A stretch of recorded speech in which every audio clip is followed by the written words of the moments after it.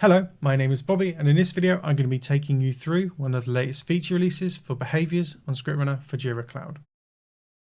The feature release we're going to be talking about in this video is support for the issue type field, being able to modify and impact that field on the issue create screen. As an example, you can see here I've got a behaviour called issue type field limitation, where I'm going to limit the options available for users that are part of a particular group. So I've applied this project to the webinar project and all of these issue types.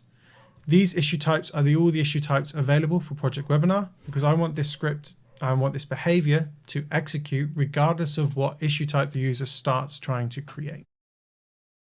If I go into the script itself, you can see here we are executing on load on the create view. My first line is getting the issue type field. And then here we're getting the user information, specifically what groups are applied to this user.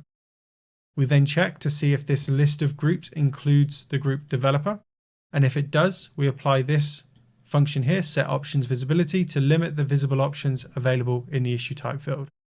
So 10001 and 10004 are the IDs of the story and bug issue types. So we should only see those issue types. So if I now click to create an issue, in Project Webinar, we'll see the behavior will execute, and under the issue type dropdown, I will only have these two options available to me. If I go to my user and remove that user, so from the group, so let's remove the developer group from that user. We'll just let that take effect.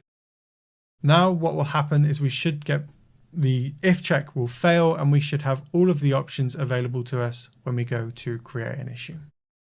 So click create, see the behaviors have taken effect, and here you can see we have all of the issue types available for this particular project.